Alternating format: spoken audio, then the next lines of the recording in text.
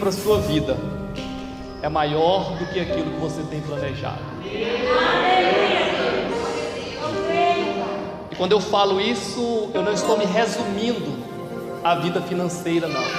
Estou falando em algo que é muito maior, muito mais abrangente do que vida financeira.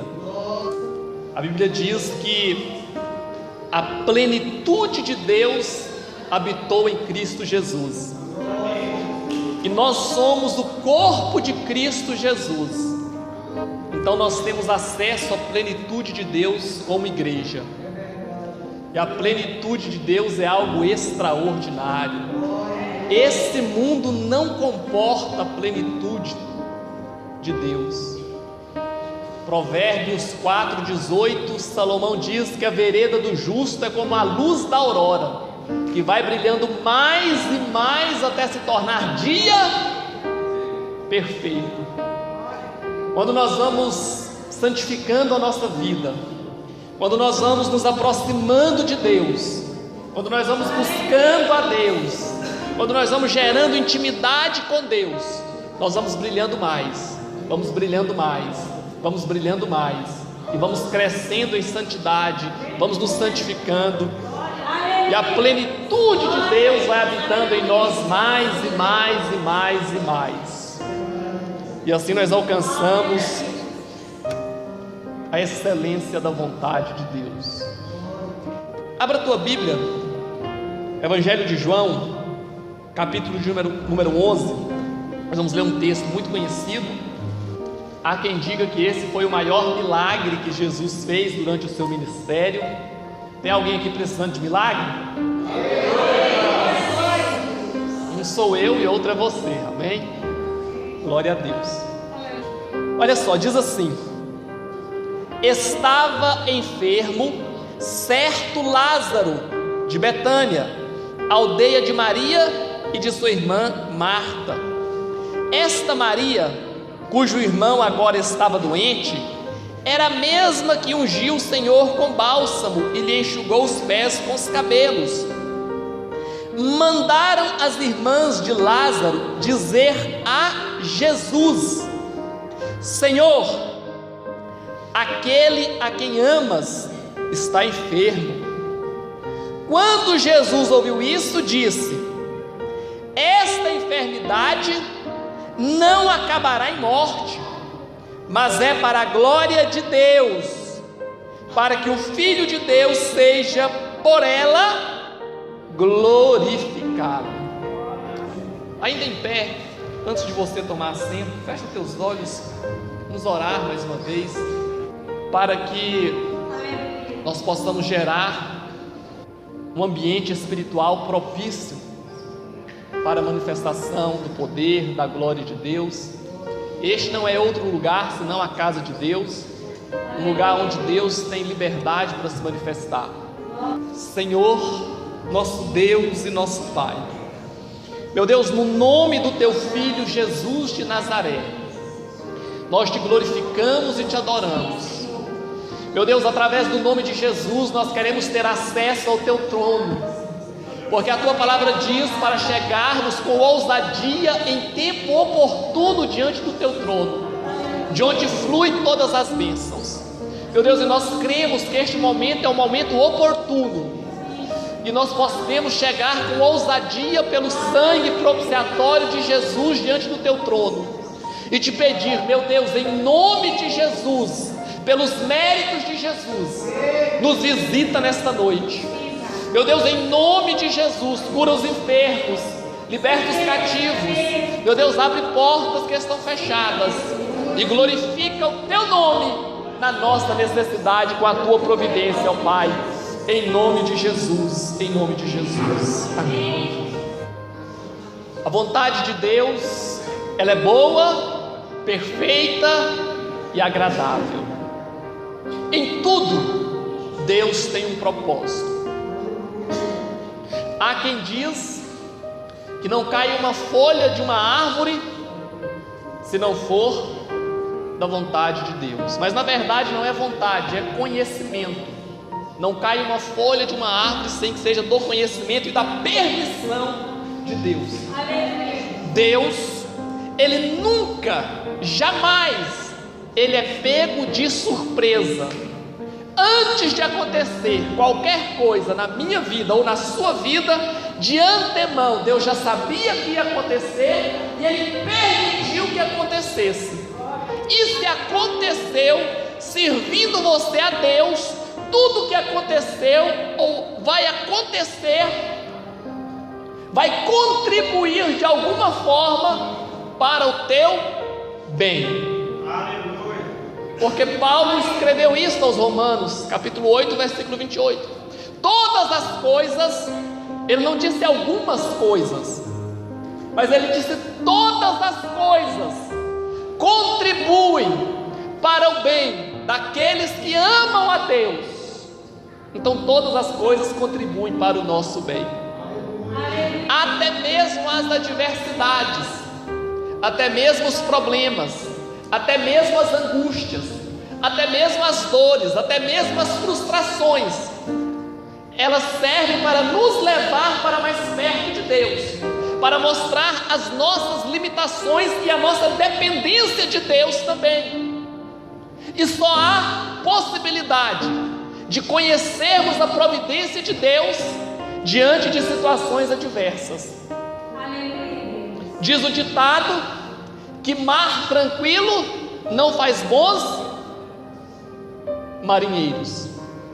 Mas quando o mar está revolto, quando a vida está agitada, é o momento propício para nós vermos o agir e a interferência de Deus em nossas vidas. Então fique tranquilo, esteja acontecendo o que estiver acontecendo, Deus está no controle da situação. Deus está acima da adversidade, acima da enfermidade. Ele é maior do que a tempestade, Ele é maior do que a enfermidade, Ele é maior do que o desemprego, Ele é maior do que a escassez, Ele é maior do que todas as coisas. E operando Ele, e Deus, Ele tem prazer em operar na vida dos seus filhos. Nós lemos um texto que faz introdução àquele que foi talvez o maior milagre do ministério de Jesus.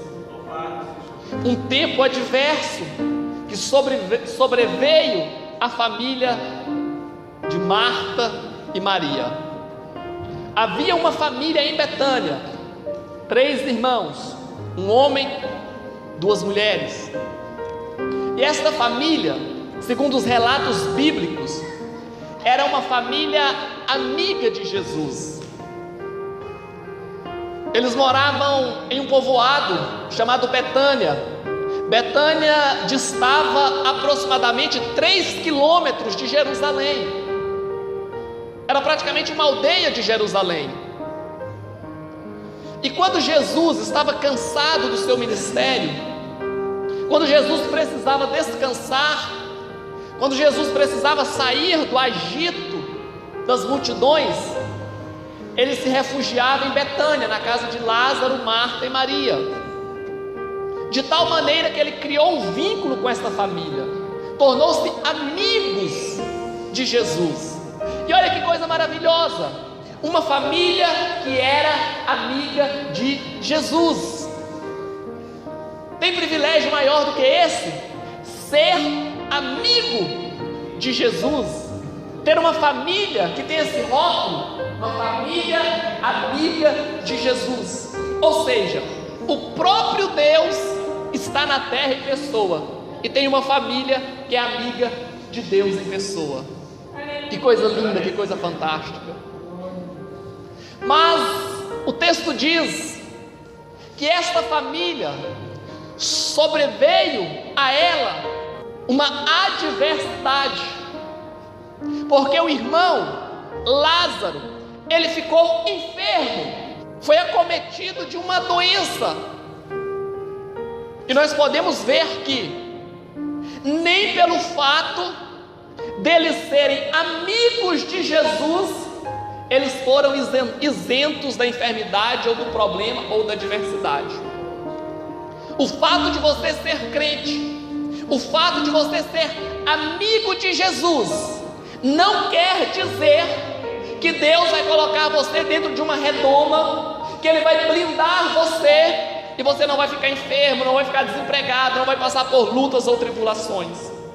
Provavelmente você vai passar por muitas adversidades na vida, mas a verdade é que em todas elas Deus vai estar no controle, e Ele vai fazer com que todas elas contribuam para algo maior na sua vida lá na frente. Quando Lázaro fica enfermo, provavelmente a enfermidade foi avançando em ciclos. As irmãs tentaram resolver o problema, ele ficou acamado, foi perdendo as forças, não havia farmácia, não havia pronto-socorro, não havia médicos, mas elas provavelmente usaram todos os recursos cabíveis da época, deram chás, tentaram tudo que estava ao alcance delas, mas a verdade é que a enfermidade foi se agravando, foi saindo do controle. Chegou um momento que elas perceberam que fugiu do controle, que se não houvesse uma intervenção de Deus, ia haver óbito. Ora, ligando um ponto ao outro, era uma família que conhecia Jesus, era amiga de Jesus, sabia quem era Jesus, acreditava que Jesus era o Messias, o Filho de Deus. Foram testemunhas oculares de muitos milagres que Jesus fez até então. Eles sabiam que Jesus havia até mesmo ressuscitado o filho da viúva de Naim, havia ressuscitado a filha de Jairo, havia curado a mulher do fluxo de sangue, havia levantado paralíticos, havia feito muitos milagres, sinais, maravilhas. Jesus era o poder de Deus em pessoa na terra, andando e fazendo milagres, andando e resolvendo problemas. Aonde Jesus passava, o sobrenatural de Deus acompanhava junto.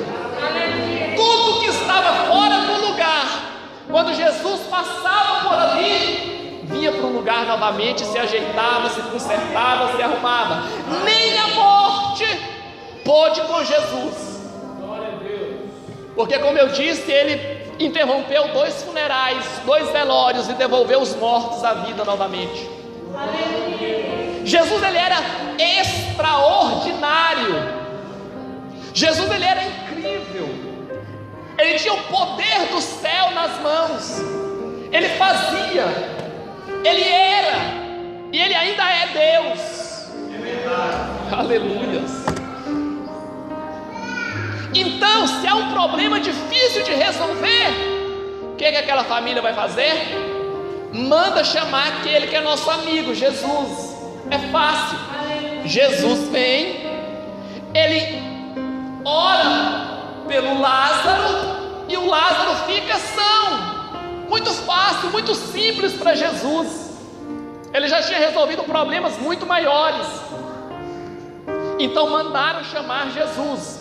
Se Jesus era amigo daquela família, obviamente eles contavam com a ajuda de Jesus, eles esperavam o apoio de Jesus. Ora, se Jesus dorme na nossa casa, se Jesus come na nossa casa, se Jesus é o nosso amigo, nós acreditamos nele, nós servimos a Ele, nós até andamos com Ele muitas vezes, é óbvio que Ele não vai nos negar o socorro, porque nós estamos precisando, e precisando desesperadamente de uma provisão, de uma providência dele.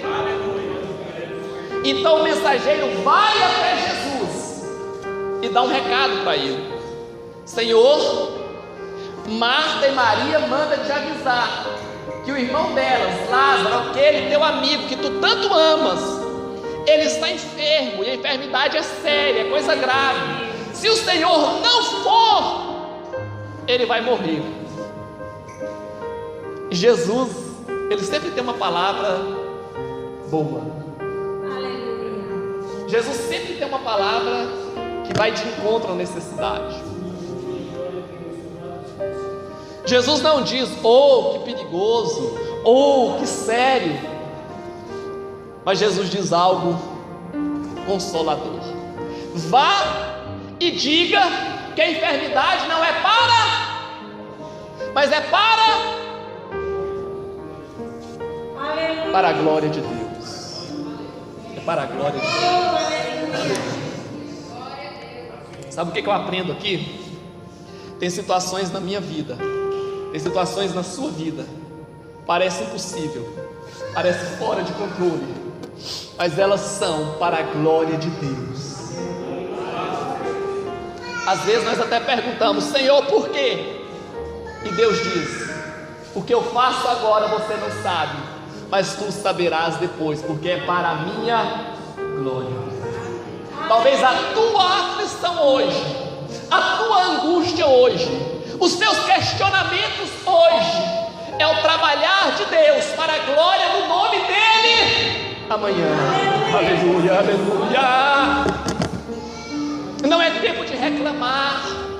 Quando a luta vem, não murmure, não reclame, mas diz: Deus, obrigado por permitir que essa luta me faça aproximar do Senhor, porque a luta é para que eu possa criar musculatura espiritual, é para que eu possa desenvolver o meu lado espiritual, para que eu possa aprender a crer e a confiar, porque a última palavra vem de Deus. O mensageiro pega a mensagem, o recado de Jesus e volta para Betânia, mas ele encontrou Jesus longe. Houve um percurso para ir, houve um percurso para voltar. Quando ele chega a Betânia, Lázaro já estava morto há 2 dias.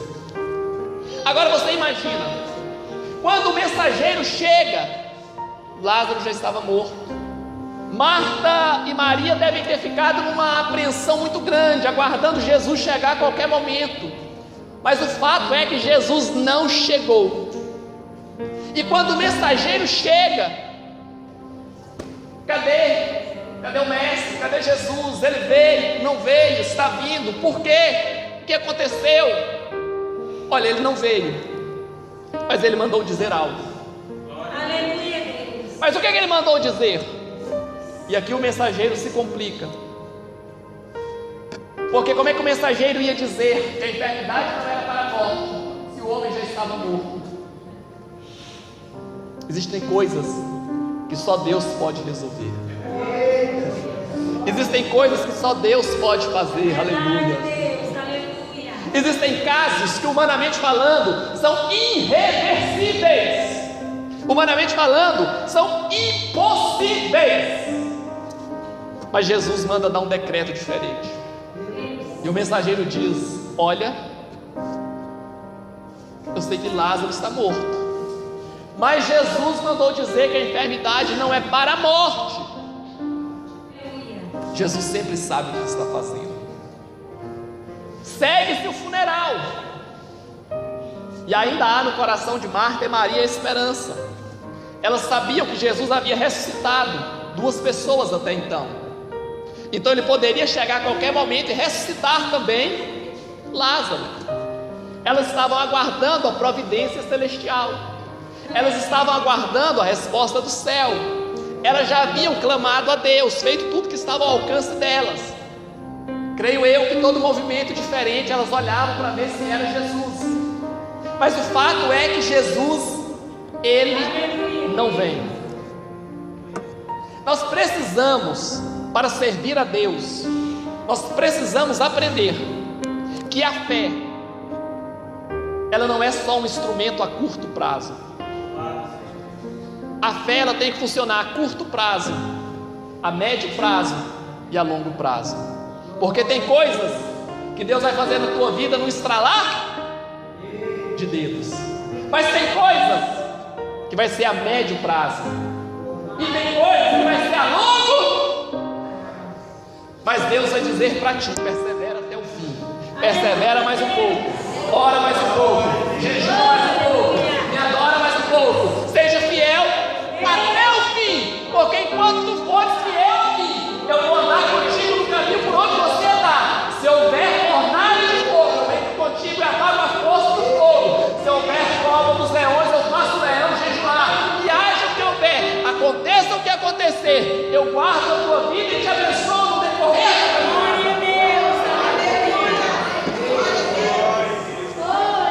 Então o segredo é caminhar com Deus, é confiar em Deus. Ainda que você esteja no velório, ainda que tenha morrido, ainda que pareça impossível, ainda que pareça irreversível, mas há um Deus que muda a sentença. Há um Deus lá em cima que pode interferir aqui embaixo e pode reverter a situação da tua vida. Aleluia.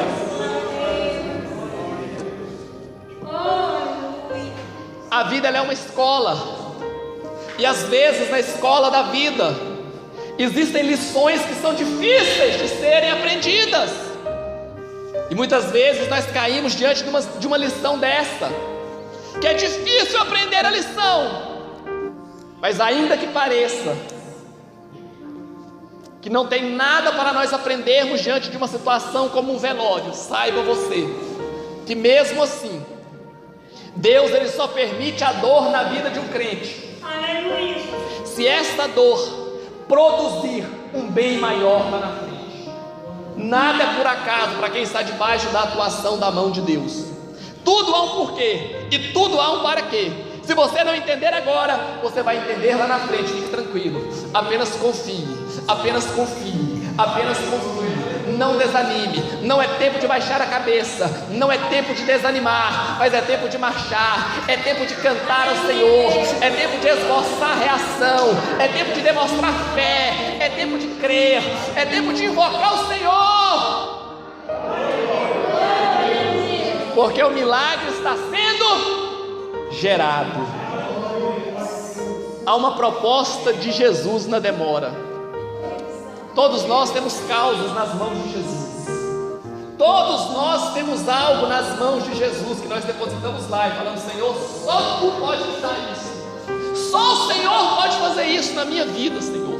Aleluia, Jesus. E muitas vezes, ou na maioria das vezes, Jesus não trabalha no nosso tempo com o nosso cronograma. O céu tem um cronograma diferente da terra. E Deus vai trabalhar no tempo dele. Alinha a tua vida com o propósito de Deus. Acerta o teu relógio com o relógio de Deus. Porque o nosso tempo não é o tempo de Deus. Mas quando chegar o tempo de Deus, nem a morte pode impedir Ele de fazer um milagre na sua vida.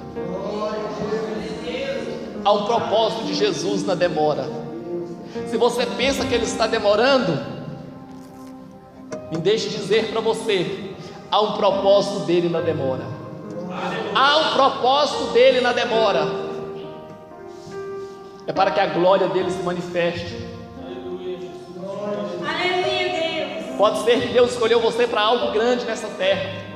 E quanto maior for o propósito dele, maior vai ser o tempo para que isso seja gerado. Então não murmure, não se desespere. Apenas deixa Deus gerar a tua vida. Apenas deixa Deus gerar. Vai cantando, vai entendendo o propósito, vai dando glória, vai obedecendo, vai dizendo: Senhor, está nas tuas mãos, eu confio, eu espero, eu entrego tudo a Ti. É o Senhor que é Deus, é o Senhor que sabe, é o Senhor que tem a última palavra. Deixa Ele cuidar. Aleluia. Quando Jesus chega, Ele chega para resolver. Fique tranquilo, porque quando Jesus chegar, Ele chega para resolver. Lázaro já estava morto, já estava sepultado. E o texto ali no finalzinho vai dizer que ele estava enrolado em faixas. E muitas vezes nós estamos como Lázaro, enrolado em situações que nós não temos como desenrolar. Mas Jesus chega para tirar essas faixas. Aleluia.